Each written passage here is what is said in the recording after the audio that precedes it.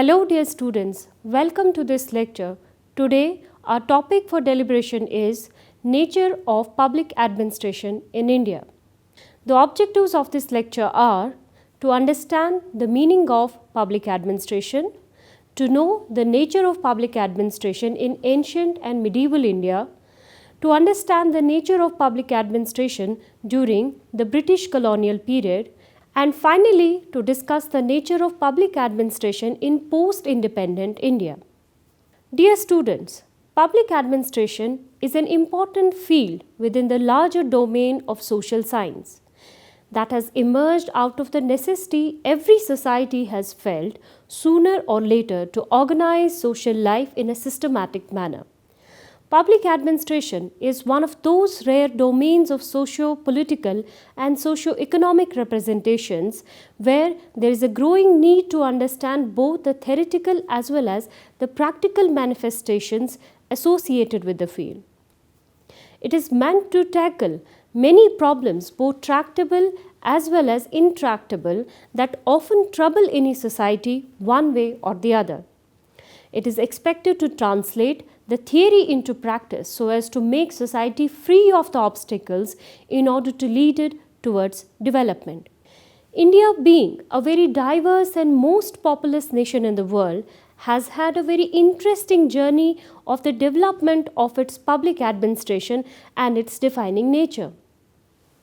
What distinguished India and its public administration from a lot of other specimens of public administration throughout the region or across the globe was the complexity characteristic of the affairs that determine the public sphere of influence and its even more complex interaction. For example, religion had a very strong and inevitable part to play in the public sphere of India. So all the administrative developments had to be in synchronization with the fundamental ideals of religion. Fortunately or unfortunately, there was not a single religion in India, but a diverse plurality, which meant all the administrative expansion had to take on board all the religious heterodoxy, or at least fundamentally, if not holistically, specified by the introduction of personal laws of some of the major religions followed in India. Likewise, social conservatism also had a complex role to play in shaping up the public realm in India, thus needed to be dealt accordingly. Therefore, public administration in India has evolved through various complex stages of its development, thus shaping up its peculiar nature gradually and differently. Public administration in India and its nature is believed to be based upon two major aspects. First, the administrative beliefs that have evolved through different periods of history in India and have become part of people's lives gradually. And second, the democratic and welfare-oriented administration determined by the provisions and principles enumerated within the Constitution of India. My dear students, let's now discuss the nature of public administration in India in its ancient and medieval period. When it comes to understanding the evolution and development of public administration in India, history has had a very significant role to play. It is often believed that the roots of administration in India go deeper into its ancient, medieval as well as its modern history, having imprints of the major historical periods like the Mauryan period, the Mughal period and the British era. Ancient documents including various religious and political treatises offer us with a great source of understanding the nature of administration in ancient India. Vedas and Upanishads, Ramayana or Mahabharata are sources of absolute indispensability when it comes to understand how in ancient India the administration was holistically run by the kings assisted by his judicious and noble principal officers. Amongst the political treatises, Arthashastra is a major work on statecraft or the management of state administration written during the times when Chandragupta Maurya was heading the Mauryan period. It's a key text explaining ancient Indian administration written by Kautilya, also known as the Machiavelli of India or most famously as Chanakya. It was written some time back from 321 to 296 BC. The book gives a detailed exploration of the administrative setup in the Mauryan Empire led by Chandragupta. It touches upon some significant aspects of public administration like decentralization, hierarchy, local administration, bureaucracy, executive and its functions. Besides, Arthashastra is also known for its emphasis upon welfare of the common people, thus establishing one of the significant foundational principles of present-day administration in India. The major feature of Mauryan administration is that it was during this period that the subcontinent was wielded into a single political unit, thus giving rise to what formed the basis for a well-established administrative system later on. Furthermore, for bringing about efficiency in administration, the Mauryan Empire was divided into provinces, districts, urban and rural centers, all under the central authority of the king. One of the important features of Mauryan Empire has been the significance of villages as the basic unit of administration. Therefore, villages as the base of administration have played a very important role since the earliest times. Similarly, Mughal period has been another very important period when it comes to the administrative history of India. It was a long-lasting period with various significant features. Mughal administration is considered as one of the most organized ones. Like Mauryan period, the Mughal Empire also was based upon the features of decentralization, wherein the functions and powers were delegated within a group of officials. The empire was divided into various provinces called Suba for smoothly running the administration. Analyzing the administrative structure of the empire, it was highly centralized with the emperor and his word as law itself. Everything within the empire revolved around the emperor and his nobility. However, Mughal Empire is often known for its systematic administrative setup. The remarkable administrative system amongst the Mughals has been the one established by Akbar, who is known for his able administration throughout the Mughal history in India. Within the Mughal Empire, it's very important to mention the structure and functioning of the administration at local level.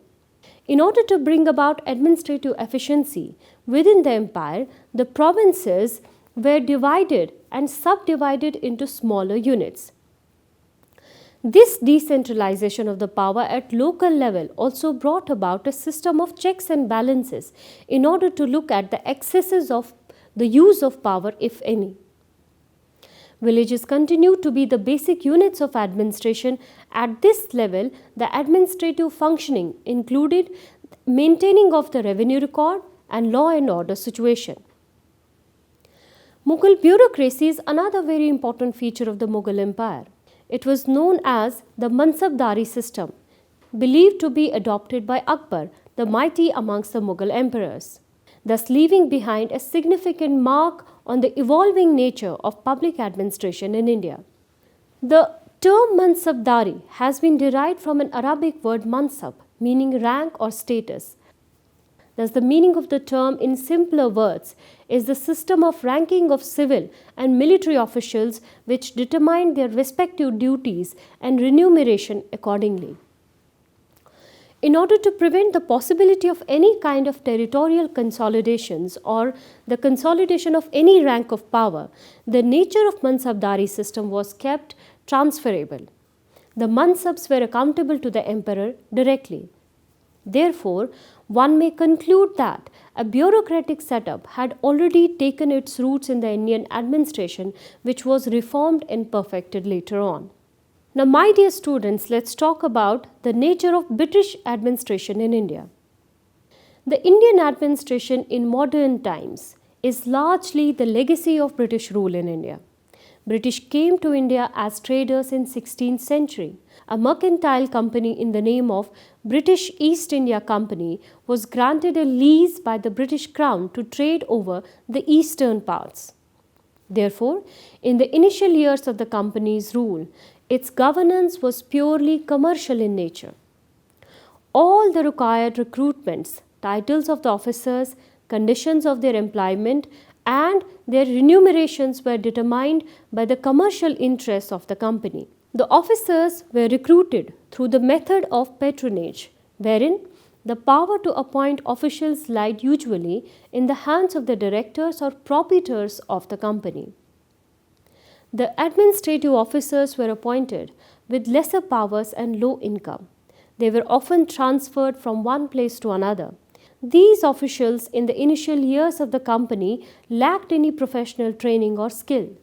They were usually ignorant of the indigenous rules, regulations, customs, and languages of the common people in India.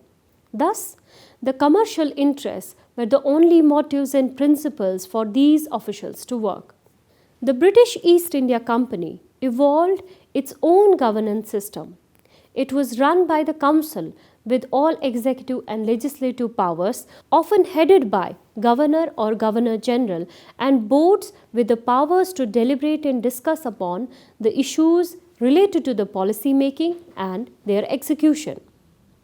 Some of the important boards included the Board of Revenue, Railway Board, Board of Trade, and the Military Board. British administration at that point had a significant feature of maintaining records in the form of minutes, notes, dispatches, etc., for which it came to be known as the government of record. Maintaining records was necessary as it was the only way officials could exercise their authority. Besides, it also provided with the system of checks and balances within the administration. However, the British administration took a transitional turn when it gradually attained the political control over some territories in India. Thus, the nature of British administration in India was changed from commercial to political.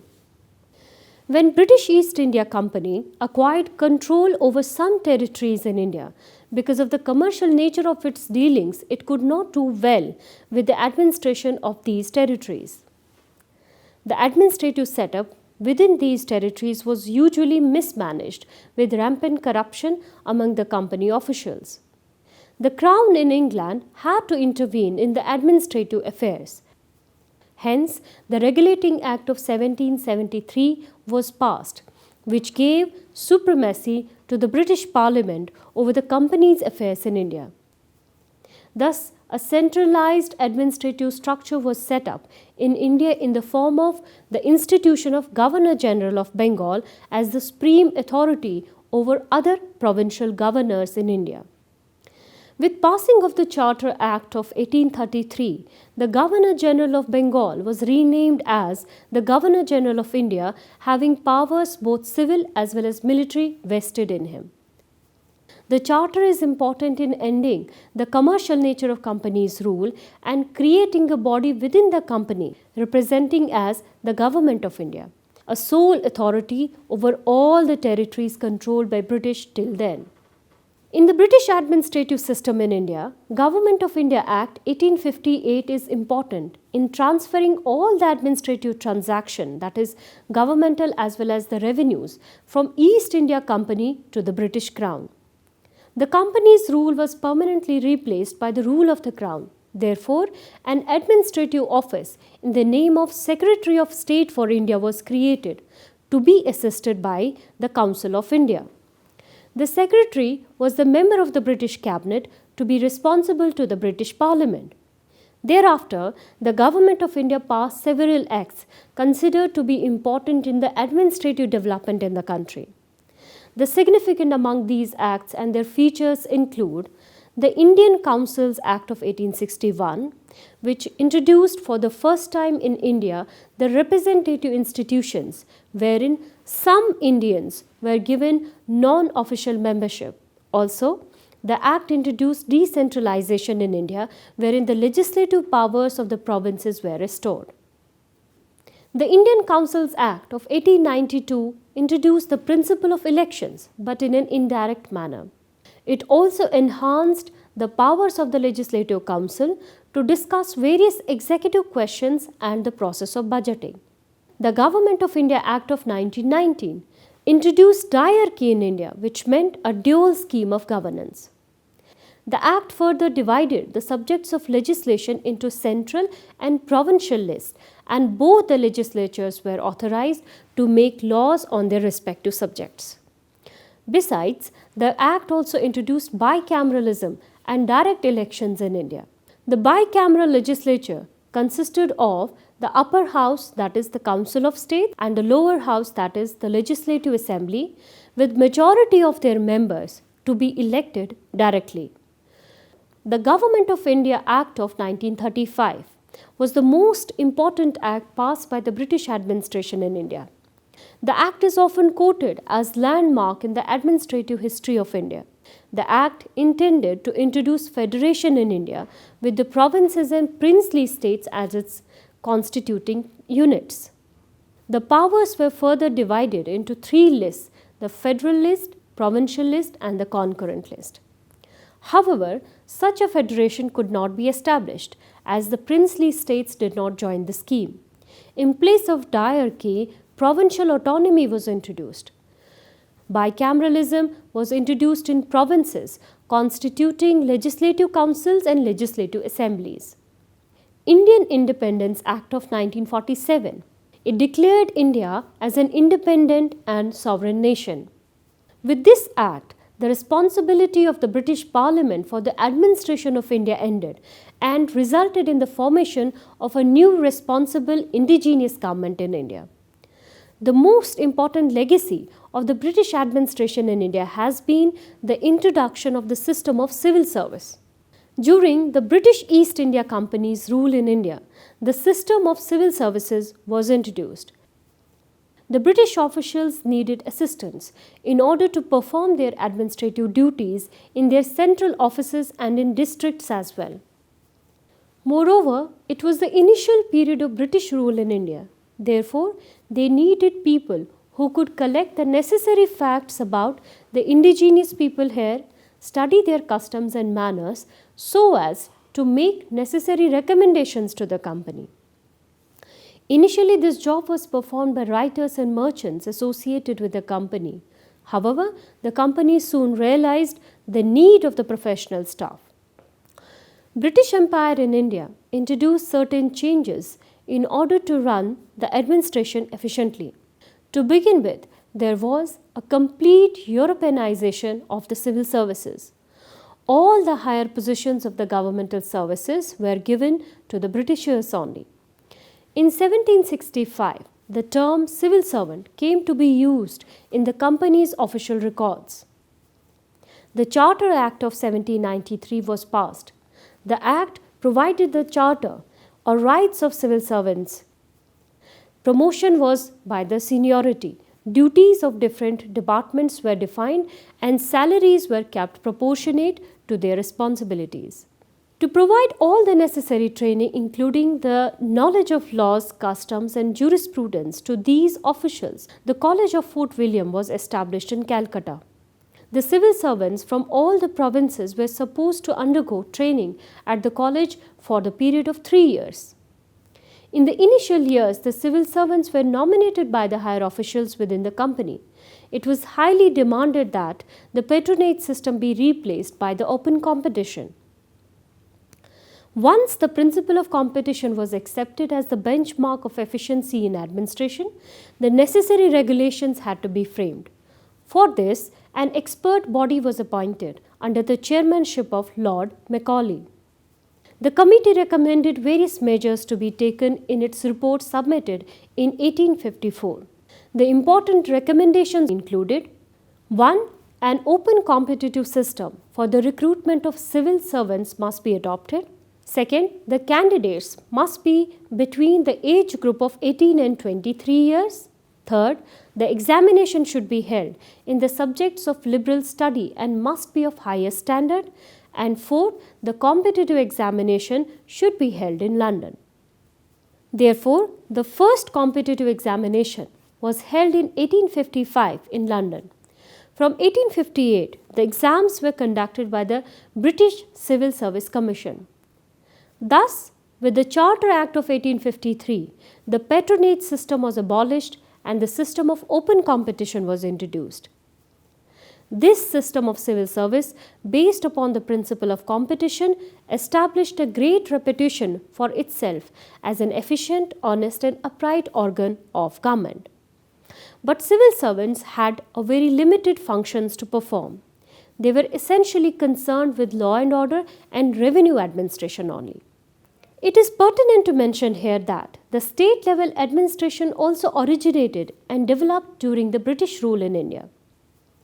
District administration became the focus area for the Britishers in various ways. For collecting revenue and dispensing justice, an office of the district collector was created by Lord Warren Hastings in 1772.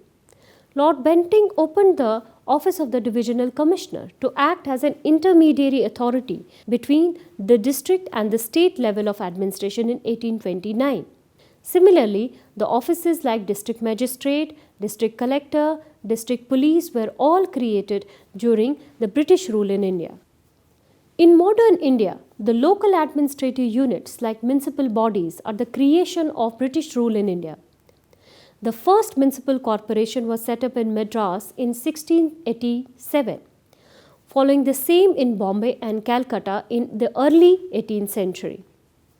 Likewise, Lord Mayo is also remembered for taking various steps towards the establishment of local self-government in India. He is popularly known for the Mayo Resolution passed in 1870.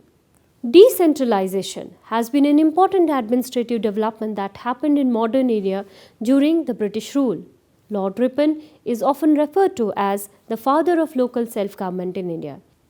He is known for introducing various administrative reforms in India, including the introduction of local self-government that led to both the urban and rural local bodies with increased authority and functions. In 1907, a Royal Commission for Decentralization was appointed under the chairmanship of Hobhouse in order to study the relations between various administrative levels in British India. It submitted its report in 1909. Thus, one may conclude that the British administration has left a huge legacy that acted as the source for further administrative development in post-independent India. Now, my dear students, let's discuss the Indianization of administration in post-independent India. Dear students, India became a sovereign republic on 15th August 1947. Soon after its independence, the constitution was framed and implemented. It was the constitution that laid down a broader framework for the entire administrative machinery to be established in India. India became a democratic and welfare state. Hence, the public administration achieved all the more importance in post-independent India. The nature, structure, and functions of Indian administration were all determined by the principles and provisions laid down within the Constitution of India. Thus, in order to meet the new requirements and needs of the nation, one may say that a kind of Indianization of administration had happened. However, it is pertinent to mention here that the Indianization of the administration in India was done keeping into consideration the administrative legacy that Britishers had left behind. The constitution makers soon realized that the governmental system and the administrative machinery developed by the Britishers over the time in India was capable of meeting the challenges and needs of the country. Therefore, the same administrative setup was established with some changes considering the requirements of the country after achieving its independence. Dear students, some of the significant features of the administration in post-independent India include: India, after independence, adopted the parliamentary system of government. It is based upon the principle of establishing a responsible and accountable government both at the centre as well as the states. A federal scheme of government was adopted, dividing the powers and functions between the centre and the states. After independence, the focus of public administration in India has been the welfare and development. In order to achieve these objectives, planning was adopted at all levels, including national, state, and local. Urban and rural local self-governing institutions have gained greater significance in independent India in order to strengthen the democracy at grassroots level. Participation of people in governance became the hallmark of democracy in India. People participate through pressure groups, political parties, advisory committees, etc. The Constitution of India contains directive principles of the state policy. Based upon the socialist, democratic, and Gandhian beliefs, these principles have transformed the administration in India in many ways, leading to the overall development in the country.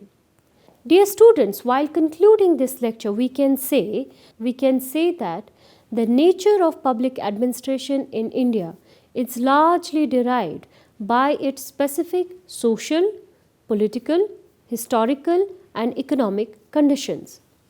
Public administration in India has grown and evolved differently through different periods of history. Thus, the administration in India has been the result of complex interaction of various capabilities, needs, and challenges that have shaped the public realm of the country. The administration on the whole aims at establishing socio-political justice in the country. Thus, the administration in India is development oriented with a dynamic nature. So, dear students, that brings us to the end of this lecture. Looking forward to meet you in the next lecture. We can explore a new and exciting topic. Till then, take care and goodbye.